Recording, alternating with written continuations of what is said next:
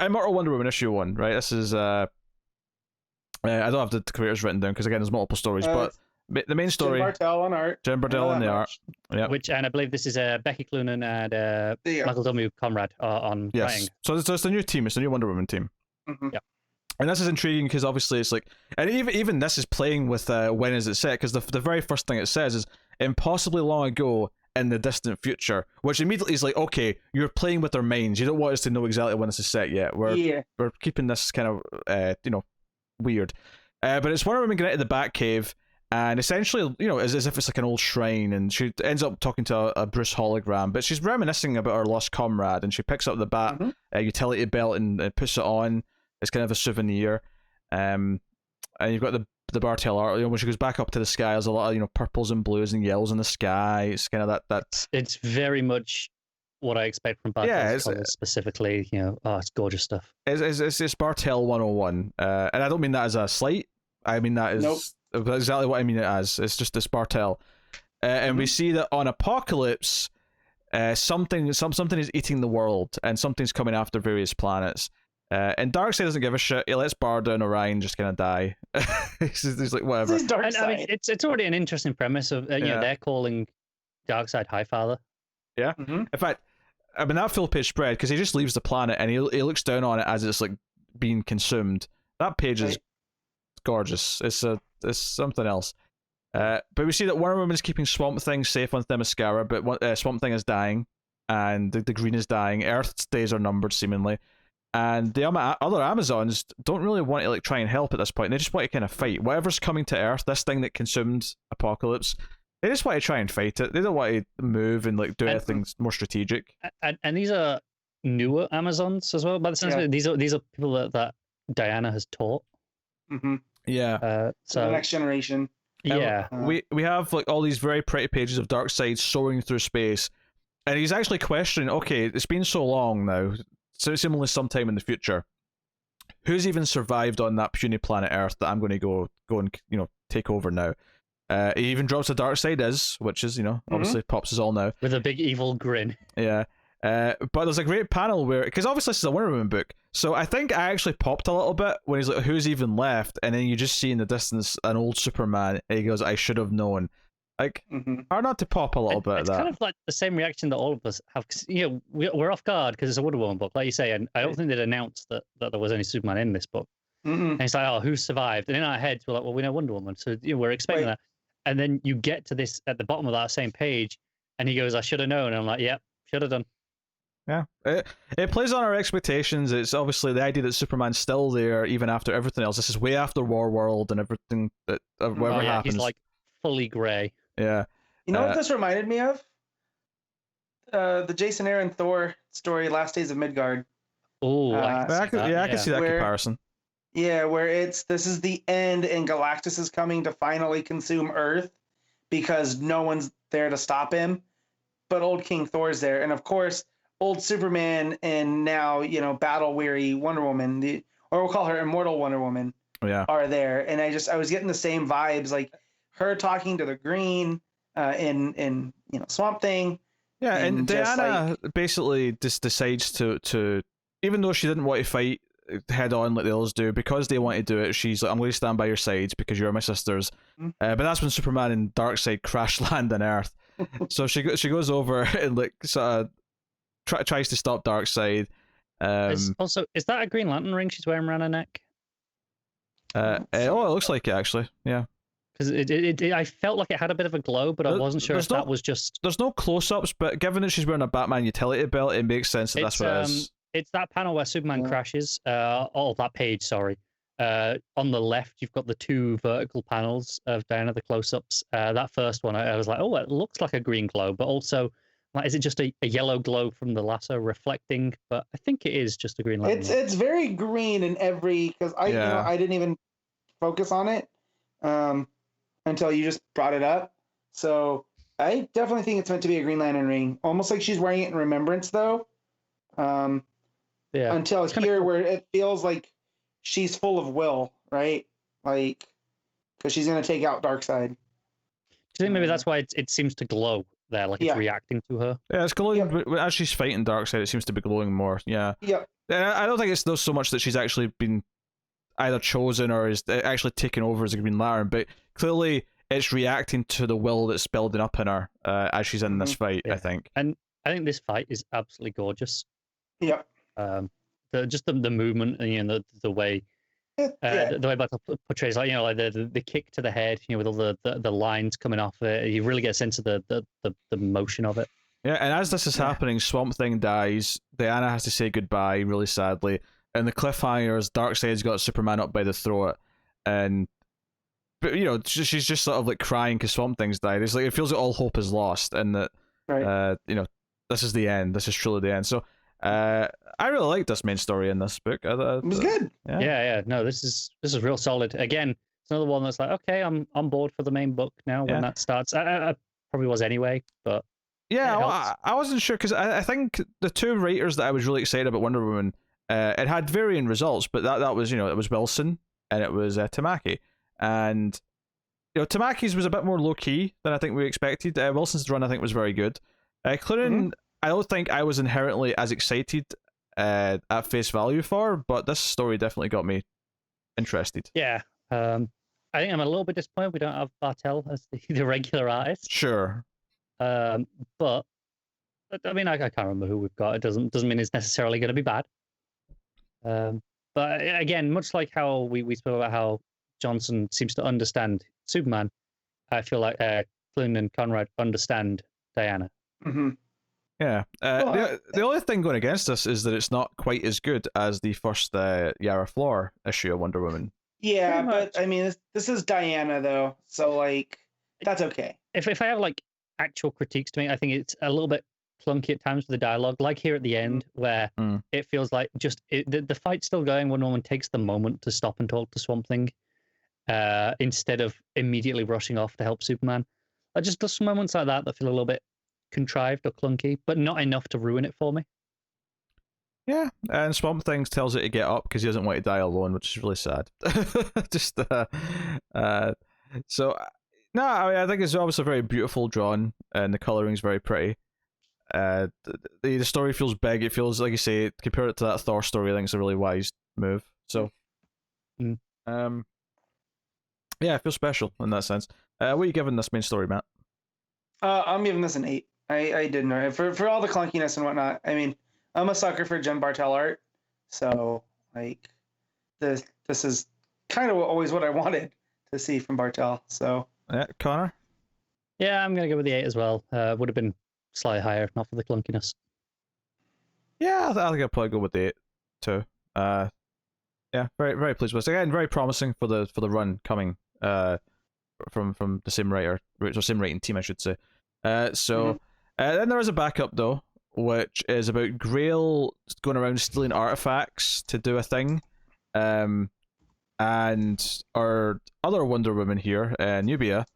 This is written by L.L. McKinney, art by Aletha Martinez. I mean, I like the design of this Wonder Woman. I believe this is a weird one where a lot of the things in Future State are like almost adverts for upcoming runs. This is in the same way, but rather than being for one of the upcoming main books, Nubia is getting one of the graphic novels, the teen line, I believe, which is going to be her origin story. So this is kind of like a prequel to that almost. I like it. I think I like the really big hair. I really like. I think that's something the artists can really play with. Is how they incorporate that into the action, especially when she's. Their head's getting knocked back and the hair's flying up. There's a lot of really fun things. It's very reminiscent of the post-crisis Diana's her hair back when it was really long and curly. The Perez stuff. Yeah. So I like that. I mean, I don't love the art necessarily in this. It's fine. I mean, it's okay. It feels very it feels typical house style DC to me. There were a couple of points. I'm trying to skim through it now to find it. But I like the breakdowns when it starts to get to the fighting scenes. Sure. Just you have odd angles. Like there's the panel of the top of the page where she's catching a knee. But like the way that the angles are cut, they're almost like they're cut out, and there's the negative space behind it and whatnot. And I thought that was really cool. But you're right, like the character designs and whatnot are just very typical of DC, but I don't think that's necessarily bad. It's just... I do like the page though, where she touches this rock and it has this thing where it shows like a future, like, you know, fight or death or whatever it is. I like that page where, you know, she's holding her head, screaming as she's seeing this like death and destruction, and like something from the past involving what turns out to be her aunt. I think if anything, I do think this issue or this story doesn't. It's not it's not super friendly with explaining exactly who she is, who her aunt is, or the context of what's going on. It kind of leaves a lot of it open, and that's not completely bad. But because, you know, it's like, okay, you're only going to get more of this if you go and buy the graphic novel, so it's not like yeah. I do have a one question to do with the story, the storytelling and the lettering that really confused me, and I was very confused. Like on that first page, there's a conversation where it's like, "Oh, stop simpering, deactivate the case." And you know, you said it'd be spared, and you know, I said may, and then, you know, that's fine. That's in context there. And that's the guard that's just that Grail's talking to. Later on, that same conversation replays in the middle of the fight scene. Yeah. And it even has the same, you know, it says, you know, Atlanta, Michael C. Carlos Museum, which again, in the middle of the fight, like we had on the first page, telling us where we were.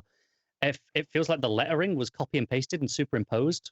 And they fixed that. If you have the digital one, they fixed it. Oh, did they fix that? There's an update. Okay, because I read this straight away and I was like, what's going on there? They fixed it because I thought the same thing, and then when I was thumbing back through it, I was looking for it because I was going to bring it up, but it seems like they fixed it because it's not there anymore.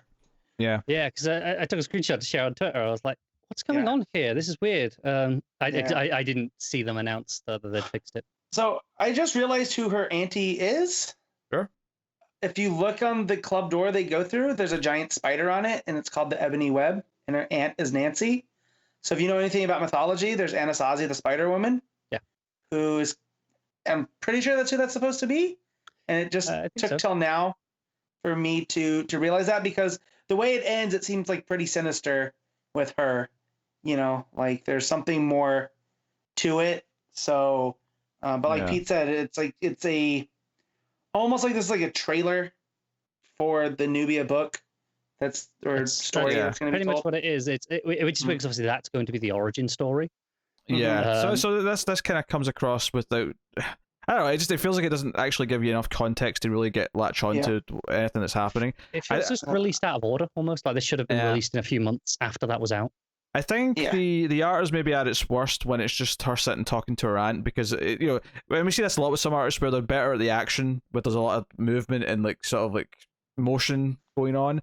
Whereas when it's just sitting and it's just characters talking to each other, so it's a lot more focused on the faces and the expressions and the performance of the characters, if you will. Some artists have strengths, one or the other. So it's obviously some great artists can do both, but I think this art may be at its weakest when it's maybe trying to deal with those subtleties and not being as subtle as it could be, I guess. Because it ends in a weird cliffhanger, where it feels like there might be an earthquake, but then Nubia's like taken away through a portal. After our aunt's been telling her this story about this great evil they fought once upon a time, and these 9 pieces of sacred rock or whatever were spread out throughout the world. Basically, they created a weapon that could bring down gods, and then we're like, what if people get these and use them for bad? And there's a side effect where it also opens portals to like in between dimensions and realms and stuff. Yeah. You know, and that's why Grail wants it, which I did like seeing Grail again. That was cool. It's interesting that this is effectively an original batch of characters for this graphic novel, but they're using like characters like Grail from actual Wonder Woman to sort of pepper into it. And Nubia too, because someone was like, "Oh, it's the first appearance," and they go, "No. Nubia's existed since the 70s in Wonder Woman comics. She's just never been Wonder Woman." So that's cool too. You know, they're giving these characters that have been established and letting them, you know, play in the sandbox. Yeah, I'm not familiar with her previously. Or at least, I mean, maybe she's popped up in the background of some stuff, but not enough that I've remembered. Oh, no. Yeah. And that's why, because I thought this was new too, but I did look, and 1973 was the first appearance, and even in Crisis, she shows up. And then in Post-Crisis, she's slightly different in the pre-Crisis way, you know? But no, she's been established, so that's cool. They're bringing her back around, and you know, I feel like Wonder Woman is kind of that neck of the woods that it needs to be fleshed out a little bit more. Yeah. Not necessarily for like Wonder Woman family characters, but like there's so much there that you can do with different mythologies, and like why is it just the Amazons? You know, clearly Nubia is an Amazon, but you know, her origin's slightly different. It does feel like we're getting that now, because obviously we've got Nubia being in, you know, graphic novels, and maybe we'll be more after that. I don't know, but we've got Yara Flor as well, which we know we're getting a mini of, right? I don't think it's actually been solicited yet, but they did announce a mini. I think that's like some of the other backups. This is one where I'll just see how I feel when I finish the main story on the day when I'm reading it in the next issue. See if I want to read this more of this, because it's not bad, it's not great either. It's just kind of just, you know, it's okay. I can see what it's doing. I can see the potential in this character and the mythology they've set up here. But I didn't necessarily love reading this on its own. It was kind of okay. So with that said, Matt, what do you want to rate this Nubia story? I'm gonna give the Nubia story a 7. Connor? I'm gonna give it a 5, with the acknowledgement that part of that is my experience reading it was that lettering mistake, which is now fixed, but that did harm my experience reading it. I'm going to go right in between. I'm going to say a 6, which I think it's a perfectly fine read, but not something that blew me away by any means. So Wonder Woman issue 1 as a whole, or Immortal Wonder Woman issue 1, I should say. Matt? I'm gonna give it an 8. Connor? Out of the 2, I'll come down at a 7. Yeah, I'll probably just agree with that. 7. Yeah, cool. There you go. That was Immortal Wonder Woman issue 1.